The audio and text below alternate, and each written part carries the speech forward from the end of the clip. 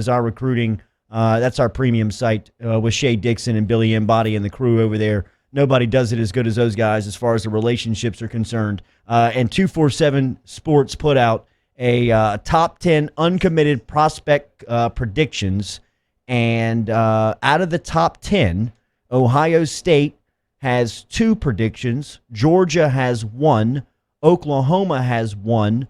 Auburn has 2. Nice job, Auburn. And LSU has 4, including the number 1 player in the country, defensive end Korey Foreman, Tristan Lee, the offensive tackle from Virginia, Maason Smith, the top player in Louisiana, and Sage Ryan, the top defensive back in Louisiana out of the Acadiana area, all pegged to go to LSU. Shea Dixon joins us from Go 247. Remember to follow Shea for all your recruiting news. He's the best. Shea, how likely is this? We'll see. I mean, they've got – good morning, guys. Good morning. They've got 18 commits right now, verbal commits, and you can get to 25. That's what they're capped at. That's 7 open spots. When you look at Sage Ryan here in Louisiana, a 5-star, everybody pretty much is expecting him to end up at LSU. All the ties he's got to the program, playing at LCA. He's related to Kevin Falk, and he's a difference maker. I would put him up there as most likely. Brian Thomas over at Walker is going to be an LSU-Alabama battle. I would bet down to the end, even if he goes one way or the other first. And then Michael Trigg in Florida, a tight end, and they want a tight end. They're a little bit low on depth after bringing in even Eric Gilbert and Cole Taylor as true freshmen right now. That room still lost a lot of guys from a year ago, so they're hoping they can hit on him. But let's go to the big uglies. I mean, Maason Smith, Korey Foreman, Tristan Lee, those are guys y'all have talked about on the show nonstop. And we'll start with Tristan. I think with Tristan, you're looking at an offensive tackle who LSU has made a massive priority. You look at, and this is Tristan's words, I've looked around at these other schools around the country, and Ohio State, Clemson, even Oklahoma to an extent, they recruit guys like me. They've landed a bunch of 5-star offensive tackles, and LSU hasn't done that. And LSU's gotten by. Look, James Craig won the Joe Moore Award last year. Kudos to them. But he's out on the recruiting trail right now, casting a wide net on 5-stars, hoping that they can strike this class and next class on some big names. And getting Garrett Dellinger on board from Michigan, a top 100 tackle, was great. But boy, you put Tristan Lee with that, and I have my crystal ball pick on Tristan Lee to go to LSU. Wow. That's 2 bookends at offensive tackle that you can feel pretty good about. And we know that they like Garrett Rosenthal. Austin Deculus is in his final year. But beyond that, you've got Cam Wire, who's been a backup on both sides for a few years now, and then some guys you just brought in true freshmen, Xavier Hill and Doomerville. So they really would love to add a guy like Tristan Lee.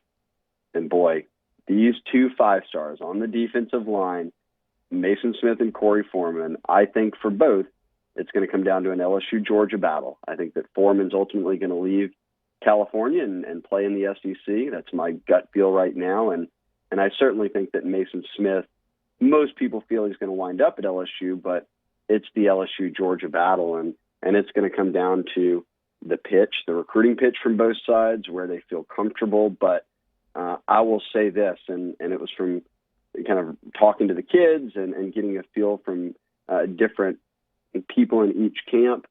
Both sides are drilling different things. One thing LSU's drilling is Orshron's been around big-time D-linemen his whole life, and he's a head coach who is a D-line coach. You've got Bo Pelini, who has had multiple stops and coached, guys like Sue and Glenn Dorsey here, Tyson Jackson here. Yeah. So just to name a couple, and then a guy like Sue at Nebraska. So they're pitching that. Here's what blew my mind from reading around. When was the last time Georgia had a defensive lineman drafted? T-Bob, you're from around there, so you should maybe know the answer, but it'll be tough. I mean, no chance. It's not like Richard Seymour and them, is it? Noel, it would be John Jenkins in 2013. Okay, yeah. Wow. It was the last time a Georgia D lineman got drafted. The last time a Georgia D lineman went first round, David Pollock in 2005. Wow. So I think what LSU's pitching is you've got a head coach who is a D-line coach who's been around a lot of guys over the years, and you're going to play for a D coordinator who not only here coached up one of the best to ever do it in Glenn Dorsey, and a top 5 pick in Tyson Jackson, one of the best defensive tackles of the past 10 to 20 years in Sue. That's LSU's pitch, and both teams are playing well, right? I mean, both teams went to the SEC championship a year ago. LSU wins. LSU's beaten Georgia a couple of times in recent years. I think that I would say that they have the edge, and I think most people would say, well, that would make sense for Maason Smith that LSU would be leaning that way, but what about Korey Foreman? The more I listen to people on the West Coast, the more they say, watch out for LSU here. That Orgeron's got that rep out there on the West Coast, and he knows a lot of those high school coaches. He's gotten in well with guys. And one thing I'll say, don't overlook is Eli Ricks and his family. Eli Ricks is a freshman. He's about to be starting when they go to nickel at corner. His family lives here now. Rajon Davis' family, Rajon Davis is committed. He's talked on y'all shows before. His family is his family is thinking about moving to Baton Rouge as well, and they're a family who's very close to the Foremans. And now you've got 2 people out there, 2 families, who are saying, look, here's what you need to know about LSU. Here's what we've done. Here's what it's like in Baton Rouge. And Georgia doesn't have that same thing working for them out on the West Coast. That's one thing I keep going back to with Korey Foreman, that if they pull this off, it's not just O and the staff, but it's what these commits and their parents have been able to do kind of behind the scenes. Yeah, Kirby, you screw up JT Daniels.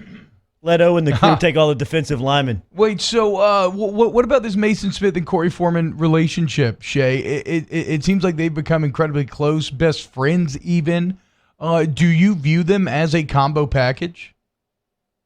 I don't really believe in package deals. Okay. And here's why I say that, is just because we hear it so often, right? And I've seen brothers go to different schools. BJ Ojolari is one of them right now. His brother Aziz starts at Georgia, and BJ went to LSU. So I don't think package deals are always as sure as they may seem. Now, I do think that they both could end up at the same school, and they've got the same offers, and they're kind of going back and forth with each other about what they like. So do I think they wind up at the same school? Probably so, but I wouldn't say it was a package deal. At the end of the day, probably each one of them made the decision that they felt was best for them. So if you land these 4 and you were to land Brian Thomas, I mean, you could be looking at potentially having a number 1 class in the entire country. How do they land? What does it mean that the dead period has been extended through January 1st? Well, you said that, not me. I didn't say they were going to land all these guys. No. I'm just what I guess no. What I'm saying is, you said if the potential of landing these guys is massive. How do they do it when the dead period's been extended through the first? And what does that mean for what they can or can't do with so much on the line? No, it's a great question, and it's something we don't know an answer to, right? I can't give you a firm answer because we've never experienced this. And I'll tell you this. I talked to Sage Ryan the night before, and he would be a good example here. I talked to him the night before the dead period was extended, and we didn't know it was about to be extended, but you knew they were going to kick the can a little bit down the road and maybe not all the way to January. So he was thinking, what if it's just another month? And I asked him, well, what would that mean for your recruitment? And he said, well, I really would love to make visits. I mean, he's got LSU, Bama, Clemson in his finalists, and he's been to he's been to LSU and Bama. He's never even been to Clemson. So how can you? It's tough to say. Well, how am I going to commit there? And I've never actually met Dabo or any of them in person or seen their campus. And for him, he would like to be able to go do all that. Well, the flip side is, okay, if they kick the can down the road a little more, I'm about to be playing high school football. I don't have time to be going all over the country when I'm not able to see the coaches. And because of that, he said, I'll probably just go ahead and commit. And Tristan Lee said something similar. We know that Brian Thomas keeps things very close to the vest, and he's pretty under the radar in terms of his recruitment, but he's not going to drag things out to January if he doesn't have to. And we'll see that with some other guys. Andrew Makuba, a top safety target of theirs, is now going to announce in a couple of weeks. The only guys who aren't are going to be Maason Smith and Korey Foreman. And they're holding on to saying, I'm announcing in December or January. And that could mean at the All-American Bowl week or whenever that is. It's not going to be in the next couple of months, or at least that would be a surprise. So I think half these kids are saying, I'm just going to go ahead and do it. You know, I don't want to wait till January. I may be a December signee and enrolling early, so it would make no point for me to wait anyways. And then I think some other guys are saying, hey, look, I'm going to still enjoy the process, and we'll see what happens in the coming months. And if I can not make visits till January, then I won't make visits till January. Is Foreman coming back to Baton Rouge? Is there rumors swirling that he's trying to get back down here? Yeah, there's definitely been some rumors swirling on that and how him and his parents could get back. And the same Tristan Lee, we've heard that. There's some guys from Derek Davis, a big safety target they have, has talked about getting back in. Michael Trigg, the tight end, has talked about getting back. He was at that Tiger turnout, but he was with one of his trainers from Florida. He wants to get back with his dad and some of his family. But, again, all of this would be we're coming down to just look at campus and anything you can do and set up on your own. If it's an academic tour, a campus tour, whatever it might be, you're doing it without seeing any coaches or having that interaction. So that part's tough, but I think at this stage and how weird this cycle's been, these parents and kids are saying, we'll take anything that we can get that can help educate us to make one of the biggest decisions of our life, which is why I get all the medical side of everything I do, and we're about to be in the middle of a season, and you don't want kids on campus when you're already testing 3 times and trying to make sure you're staying above the threshold. But there's going to be a lot of kids, Doherty, T-Bob, there are going to be kids who sign, let's go beyond LSU, they're going to sign with schools in December and never have met these coaches and never have been to the campus. And that just makes me fear that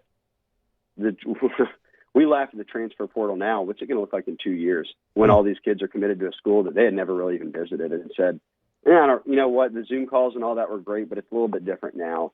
And I won't be able to blame them for it. It's just sort of the funkiness that is the 2021 class.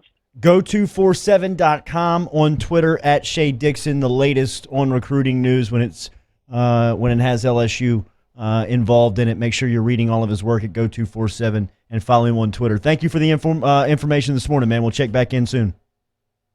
Yeah. Let's talk next week if we have time about maybe some freshmen who played. We'll have some reaction to it. Absolutely. Hell yeah, dude. Absolutely. We'll do it. We'll close at hour 2 next.